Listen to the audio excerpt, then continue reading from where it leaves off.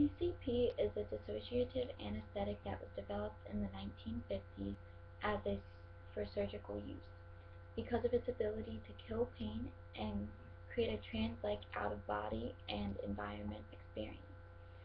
Because of these effects of the drug PCP, they deemed it best that it wouldn't be good to use in a process that could be repeated over and over and expose the same person to it multiple times. So it was discontinued in 1965 and put on a Schedule II, so it has no medical value anymore in the United States.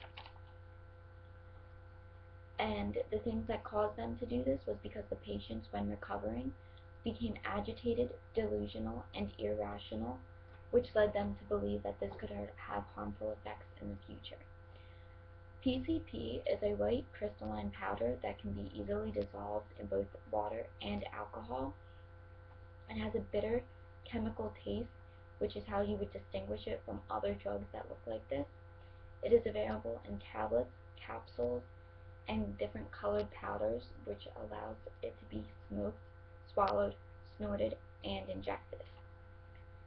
Nowadays, it is most commonly sold as a powder or a liquid that can be applied to a leafy material. One of the leaves that is most commonly applied to is the marijuana leaf because of the marijuana's leaf popularity in different communities. It allows more people to become exposed to the PCP and get addicted to it without knowing exactly what is going on and without directly wanting to ingest it or try it themselves. Other leaves that PCP can be applied to are mint, parsley, and tobacco, causing more people to unknowingly ingest it. And some short-term effects if ingesting it at a low dose is distinct changes in body awareness, like the same that alcohol causes, that when you have ingested alcohol, you become more likely to do things that you wouldn't do when you weren't under the influence of alcohol because you're becoming less aware of things. Your breathing becomes shallow, there is flushing, profuse sweating, a general numbness throughout your whole body, and a poor muscular coordination. In high doses, you'll see hallucinations, seizures, vomiting, and paranoia. And in teens, this can interfere with hormones, stunting growth and learning. And it's been found that 2.3% of 12th grade high school students have admitted to using PCP, which means there's probably some out there who won't and haven't admitted to it.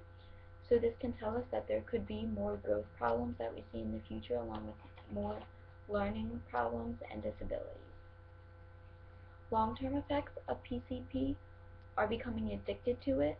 There becomes a psychological dependence and a craving, memory loss, and it can also lead to other mood disorders, and if taken enough in a high dose, it could lead to death. Effects of PCP on the brain are that it inhibits the reuptake of dopamine, norepinephrine, and serotonin, and it blocks the NMDA receptors. PCP is easily abused, and it results in dangerous hallucinations along with aggressive behavior. This is not only dangerous to those who have ingested the PCP, but to those around them, including family, friends, law enforcement, and medical personnel like doctors and nurses. Anyone who has to deal with them is putting themselves in harm's way, because those on the PCP have been observed to mutilate themselves and others with no regard for injuries. They lack any rational judgment. They feel no pain.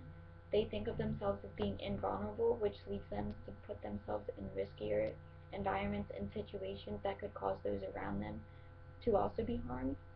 And they're also willing to harm themselves as well as others. The withdrawal from PCP can occur from the first day of the last use, and it can last up to 3 months. Through this time period, you'll experience depression, anxiety, violent behavior, and suicidal thoughts. A critical point in recovery from PCP is to remove residual PCP that resides in the fatty tissues, so that a couple months down the road or years, you're not experiencing residual side effects from drugs that you haven't taken in years but are still in your system. PCP is not a drug that you should experiment and or try at any time.